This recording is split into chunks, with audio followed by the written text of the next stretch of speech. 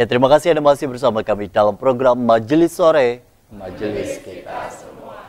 Dan alhamdulillah kita berada di segmen 3 membahas tentang keselamatan dan juga kedamaian. Sebagai umat Islam, tentu yang diharapkan dan diidam-idamkan, bahkan dicita-citakan adalah sebuah perdamaian yang menjadi tujuan bagi kita semua untuk tetap bersatu. Namun seringkali Pak, bahkan ada beberapa berita yang belakangan viral yang terjadi di daerah, salah satu daerah di Indonesia yang mengaku bertemu Tuhan dan mengaku bertemu Nabi Muhammad dengan berbagai pesan untuk menyampaikan katanya apabila mengikuti ajarannya maka dijamin masuk surga. Nah, jaminan keamanan bagi kita Pak sebagai umat Islam yang seringkali dicederai oleh beberapa oknum istilahnya yang mengatasnamakan Islam untuk begitu banyak hal-hal yang dianggap menjadi sebuah pembenaran, namun pada faktanya setelah dilakukan pengkajian oleh MUI dan lembaga setempat bahwa itu dinyatakan sebagai sebuah kesesatan. Bagaimana sebenarnya keselamatan ini tetap terjaga di tengah pun kondisi umat Islamnya dan oknum-oknum dari orang-orang tersebut yang mengatasnamakan Islam memicu untuk terjadinya perselisihan? Ya, itu bagian dari fakta sosial keagamaan kita ya. Jadi orang sepertinya itu tidak puas dengan ajaran yang sudah diajarkan oleh para ustadz, para guru-gurunya, sehingga ingin mencari sensasi sosial. Sensasi itu kalau dalam bahasa agama ada motivasi yang dipicu oleh keinginan pribadi. Jadi nafsunya itu tidak terkendali sehingga sepertinya dia sudah mencapai tingkatan yang sangat tinggi, bisa bertemu dengan malaikat Jibril ya. Lalu kemudian mentasbih diri sebagai Imam Mahdi kah atau sebagai siapa. Dan saya kira ulama kita, para dai kita sudah mengajarkan sangat tegas bahwa Nabi itu yang terakhir Nabi Muhammad. Kemudian kalau Nabi itu sudah diberi debarkasi bahwa Nabi Muhammad yang terakhir, seluruh umat manusia, wabil khusus umat Islam, yakinlah kita bahwa Nabi Muhammad itu Nabi terakhir. Siapapun orangnya, kalau mengaku sebagai Nabi itu tidak mungkin, ya, tidak ada lagi. Nah, kecuali kemudian pada zamannya, pada waktunya, dan itu saya kira juga akan diberi tanda-tanda oleh Allah Subhanahu Wa Taala misalnya. Jadi Nabi Isa diturunkan misalnya, itu kan saya kira tidak sekonyong-konyong.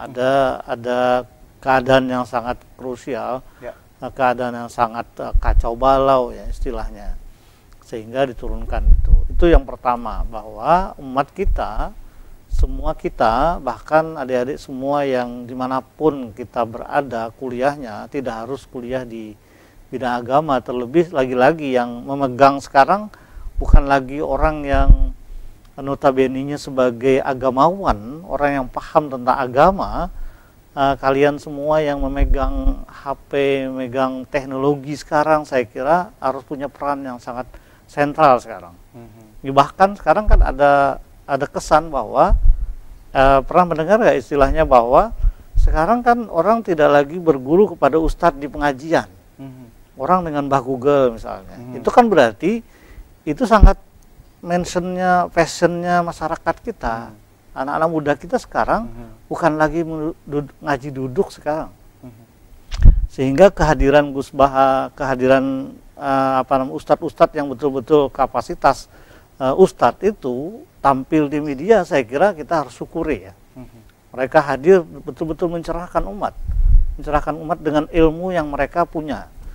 Jadi kalau boleh, saya memberi saran kepada adik-adik yang bekerja atau tahu tentang teknologi ini, berkolaborasilah dengan teman-teman yang tahu agama. Jadi kontennya diisi oleh teman-teman yang tahu agama, kemudian membuat orang menarik itu ada yang paham di bidang teknologi. Saya kira ini kan kolaborasi yang sangat baik untuk dibaca di tengah masyarakat. Sebab bagaimanapun hebatnya konten agamanya, kalau tidak dibuat sedemikian rupa, dikemas sedemikian rupa, saya kira tidak menarik dan tidak semenarik Gus Bahay. Baik, ketika kita bicara mengenai keniscayaan teknologi, kita tidak bisa istilahnya menolak akan hal seperti itu. Modernitas kian terjadi, generasi Z, generasi Alpha yang hari ini menghiasi istilahnya, bahkan diperkirakan 2034 bonus demografi di Indonesia sudah mulai dipersiapkan. Dengan kondisi seperti itu Pak, sejauh mana sebenarnya paparan teknologi ini sendiri yang juga di dalamnya bukan hanya muatan-muatan yang positif ketika mereka mengakses yang positif begitu. Banyak juga pandangan-pandangan agama yang disalahartikan sekali lagi hingga menyasar kepada kaum mahasiswa, mahasiswi, pelajar dan lain sebagainya, usia-usia produktif untuk terpapar radikalisme. Sedikit membahas tentang radikalisme karena ini menjadi isu yang luar biasa Pak. Mengingat begitu banyak mereka istilahnya menghibahkan diri untuk bom bunuh diri, untuk mengatasnamakan banyak hal yang dianggap mereka sebagai bentuk pengorbanan untuk langsung menuju surga begitu. Nah, pahaman-pahaman seperti ini kan apabila mereka yang mungkin notabene secara pendidikan di keluarga ataupun juga pendidikan secara pondasi sekolahnya ini bukan dari background agama, seringkali yang mudah sekali untuk terpapar. Apalagi ada penelitian yang menyebut bahwa kadar sosial ekonomi seseorang pun juga mempengaruhi untuk itu semua. Bagaimana ini bisa menjadi sebuah satu kesatuan agar tidak terjadi hal-hal yang tidak diinginkan di kemudian hari? Baik, saya kira ini menjadi concern kita semua ya. Wabil khusus di Kementerian Agama itu setengah bulan atau 3 minggu yang lalu kita dari UIN Antasari Banjarmasin dilatih dalam 1 minggu untuk menjadi pelopor moderasi beragama. Jadi memang fokusnya bahwa moderasi beragama itu tidak memoderasi ajaran agama, tetapi memoderasi sikap keberagamaan. Jadi sikapnya. Jadi Islam itu mengajarkan kebaikan, tapi kan kebaikan itu ditafsir oleh banyak orang dengan cara-cara yang dalam tanda kutip tidak sesuai dengan ajaran agama itu sendiri secara substansial. Jadi kalau kita hari ini fokus pada keselamatan dunia dan akhirat, artinya kita hidup di dunia ini harus mencari keselamatan di dunia, plus kemudian dari situ kita akan mendapatkan kedamaian dan keselamatan di akhirat. Jadi tidak hanya mengambil salah satu saja, kalau bisa kenapa tidak? Kalau kita bisa ngambil dua-duanya, kenapa harus ngambil salah satu saja?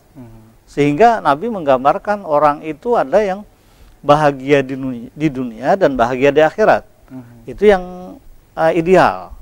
Ideal kan begitu ya, di dunia nyaman, di akhirat juga nyaman. Fid dunya hasanah. Fil akhirati hasanah. Tapi ternyata Nabi tidak menafikan ada orang yang kenyataan hidupnya tidak terlalu nyaman. Tapi dia masih kental, masih kuat prinsipnya, kemudian dia biar berpada-pada yang ada pada dirinya, tapi dia akan mendapatkan kenyamanan di akhirat. Di dunia ini ya biasalah, memang sudah diberikan, ditakdirkan seperti itu, usaha sudah keras, sudah optimal, maksimal, tapi tidak juga berhasil.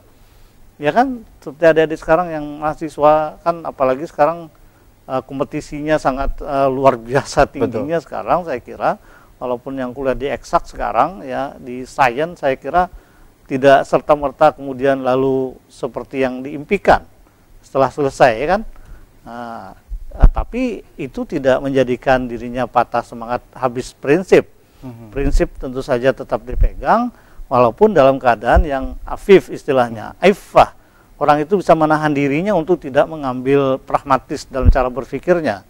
Di dunia saja itu, tapi kemudian dia akan mendapat kenyamanan di akhirat, walaupun di akhirat tidak nyaman seperti yang diharapkan. Itu kenyataan juga. Tidak bisa dipikir dan juga. Bisa jadi juga kenyataannya di dunia sudah merasa tidak nyaman, dan apalagi di akhirat tidak ada jaminan juga. Nah, tidak ada jaminan seperti ini, kemudian juga istilahnya yang menjadi kekhawatiran. Ada di dalam perspektif Islam kita diajarkan bahwa khauf dan roja, harap dan juga takut begitu ya, yang kemudian menjadi ajaran yang diajarkan oleh para tuan guru kita. Dan dengan kondisi dan konsep itu, sebenarnya sejauh mana kita memaknai akan kehidupan ini agar orientasinya begitu Pak, bukan hanya keselamatan di dunia, melainkan di akhirat dengan berbagai aktivitas yang terlihatnya seperti lebih dominannya dunia sebenarnya, lainnya sekolah begitu ya, bekerja, kemudian juga tidur, makan, dan lain sebagainya. Nah, hal-hal seperti itu nanti akan kita bahas di segmen berikutnya. Tetaplah bersama kami dalam program Majelis Sore.